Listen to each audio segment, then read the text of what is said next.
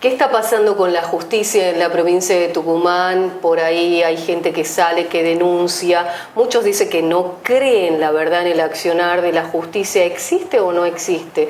Algunas personas que están en la corte están involucrados en algunos hechos que la verdad bastante, si pudiéramos decirlo públicamente, lamentable. Y a propósito de este tema, estamos con el doctor Gustavo Morales. Muchísimas gracias, doctor, por estar con nosotros.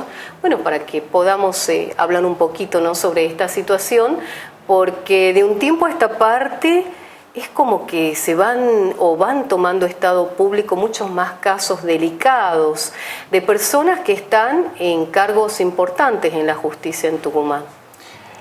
Sí, estamos ante una crisis terminal, pero no hay que tener miedo a las crisis, porque tienen soluciones, pero para ello hay que poner sobre el tapete ciertas problemáticas, las más graves, generar el debate y luego salen las soluciones. En este caso concreto, una de las soluciones que hay a esta crisis, que se manifiesta fundamentalmente en la judicatura penal, es a través del juicio por jurado, por ejemplo. El artículo 12 del flamante Código Procesal Penal de Tucumán contempla la participación ciudadana y desde hace 4 años que esa ley ha sido sancionada, sin embargo no se la aplica. A raíz de ello, interpuse hace un par de semanas un amparo constitucional en contra del Poder Legislativo para que la Corte ordene al Poder Legislativo a que, en un plazo perentorio e improrrogable que le fije, sancione la ley de juicio por jurado. ¿Y qué significa juicio por jurado? Que el ciudadano común va a juzgar a su par. Y el juez técnico lo único que hace es controlar que se respeten los derechos y garantías. Pero la última palabra la tiene un conciudadano. Como en Estados Unidos. Exactamente igual, lo que se llama el jurado clásico o el jurado puro, es decir, son 12 integrantes, luego se definirá si se necesita 2/3 de los votos o la totalidad de los votos para una absolución, pero es una forma que la sociedad se comprometa en la administración de justicia penal. Esto daría, perdón, doctor, un poco más de transparencia, teniendo en cuenta que por ahí la gente dice, ¿para qué voy a hacer determinada denuncia si existe impunidad? No hay justicia. Es muy grave decir que no hay justicia. Ahí está la otra cuestión. La impunidad en una sociedad democrática de derecho es responsabilidad del Ministerio Público Fiscal.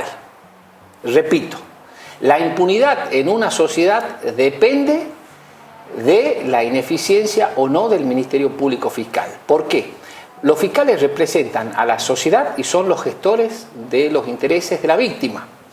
Y que un hecho quede impune depende de un fiscal, porque el fiscal está obligado a realizar una investigación que sea rápida, que sea seria y que sea eficiente. Es decir, el fiscal es el responsable de llevar a quien se los indica como autor de un hecho delictivo ante un tribunal. No es responsabilidad de los jueces. Los jueces están para juzgar y para velar porque se respeten los derechos y garantías constitucionales. Es el fiscal el responsable de colocar en el banquillo de los acusados con pruebas a las personas que se le atribuyen hechos delictivos.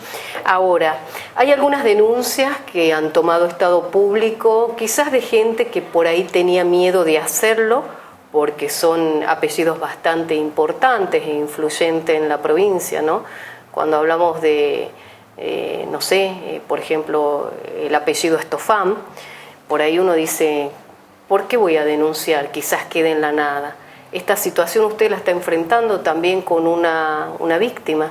Estofán simboliza lo peor de la corrupción junto con el ministro fiscal Edmundo Jesús Jiménez en el Poder Judicial y en el Ministerio Público Fiscal respectivamente. Hay un hecho muy grave por el que fue denunciado este vocal decano, que son los acosos sexuales a una ordenanza. Está debidamente probado ese hecho, a pesar que se realiza en la intimidad y en la privacidad, como todos hechos de acoso y de abusos sexuales, pero además se descubrió que Estofan es un corrupto.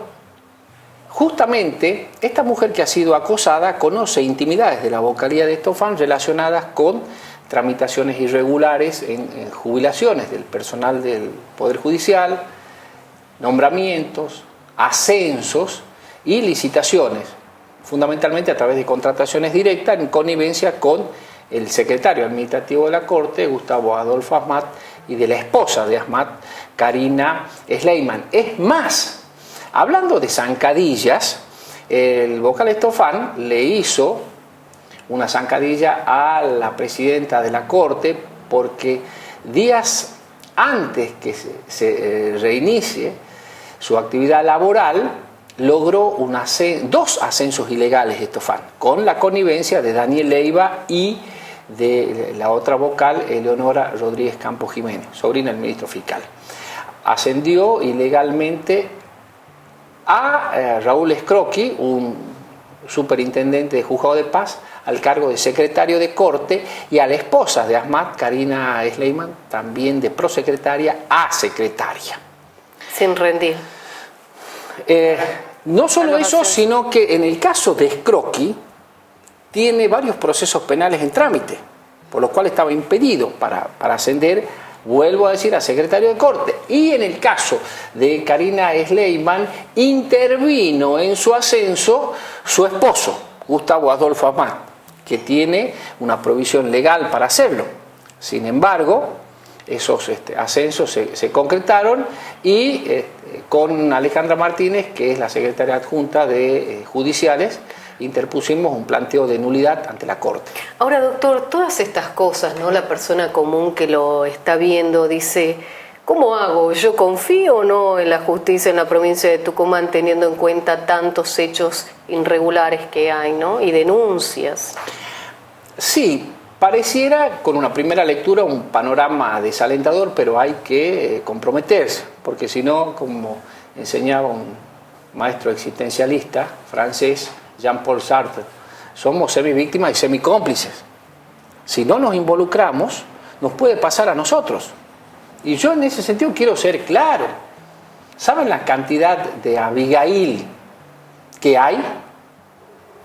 Entonces, lo que tenemos que hacer es evitar que en el futuro haya otras Abigail y otros Guaymás, porque quiero decir que para que haya una Abigail hubo un Guaymás, pero para que exista ese Guaymás hubo 19 fiscales vagos, no le voy a poner otro calificativo, que fueron incapaces de llevar ante un tribunal a Guaymás y lograr una condena.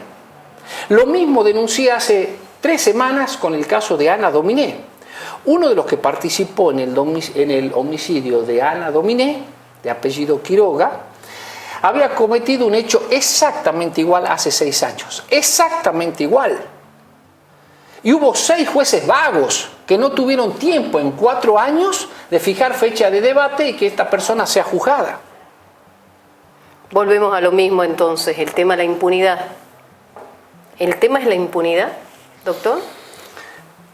Sí, pero porque no hay diálogo interinstitucional, cuyo principal responsable es el Ministerio Público Fiscal. Son los fiscales. No es el ministro de Seguridad Ciudadana, que es un fusible del Poder Ejecutivo.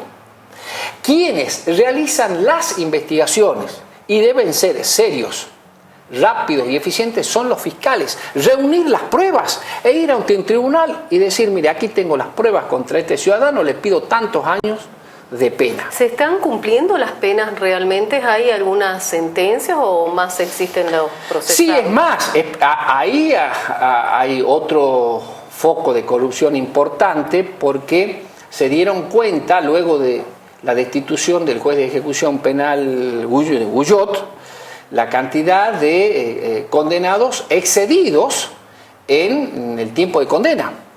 Condenados que ya debían estar con libertad condicional o con régimen de semilibertad, y hay una demora muy importante en la fase de ejecución penal, pero siempre son los que pertenecen a sectores desaventajados. ¿Usted tiene temor en alguna de todas estas denuncias que realiza públicamente? Si le podemos decir esa palabra, ¿no? Teniendo en cuenta a veces los apellidos que están involucrados. No, no, al contrario. Para mí lo más importante es dormir tranquilo y construir una sociedad mejor. Soy de la idea que se ha avanzado mucho en términos de libertades individuales, pero no en igualdad. Y de modo tal que mi lucha permanente a través del ejercicio de la abogacía es la lucha por la igualdad. Yo creo, como alguna vez lo dijo Mandela, que todos deberíamos sentarnos a una misma mesa. Todos. El obrero, el estudiante, el profesional, el periodista, el cadete, todos debemos luchar por una igualdad real, sustancial, que todos tengamos derecho a acceso a educación de calidad, vivienda digna, salud, trabajo, en fin, de eso se trata. La última, por ahí algunos sectores de abogados autoconvocados no están de acuerdo con el accionar, ¿no?, del Colegio de Abogados, por ahí en algunos temas. ¿Usted cree que tienen celeridad, que están apoyando la lucha de algunos sectores cuando se le pide al colegio? Yo voy a hacer dos distinciones. La primera, que es personal, y la segunda, una lectura institucional. El doctor Vilones, presidente del Colegio de Abogados, y el doctor Casal, vicepresidente del Colegio de Abogados, siempre fueron muy atentos y escucharon todos los reclamos que por escrito les hice. Todos. La verdad, sería mendaz y falso decir otra cosa. Es decir, que desde el punto de vista personal estoy infinitamente agradecido porque además hicieron suyo todos los reclamos que hice en el Colegio de Abogados. Desde el punto de vista institucional, públicamente puedo decir, porque los he cuestionado en la intimidad, entonces tengo autoridad moral para decirlo, me parece que se cometieron ciertas equivocaciones, sobre todo en relación a la implementación de un sistema informático en el fuero civil, que fue muy desordenado, improlijo, y le faltó reacción respecto de la situación de la judicatura penal con la implementación del nuevo Código Procesal Penal a partir del 1 de septiembre de este año.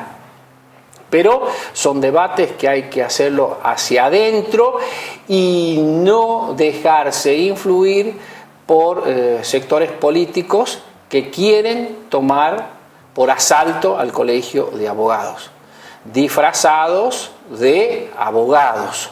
Entonces también hay que tener cuidado con las críticas porque son aprovechadas con una intencionalidad política determinada por sectores que no le importa la abogacía libre e independiente que defienda la Constitución y la República, sino más bien una abogacía arrodillada a los intereses de otros poderes. Muchas gracias, doctor, por visitar. Gracias a ustedes.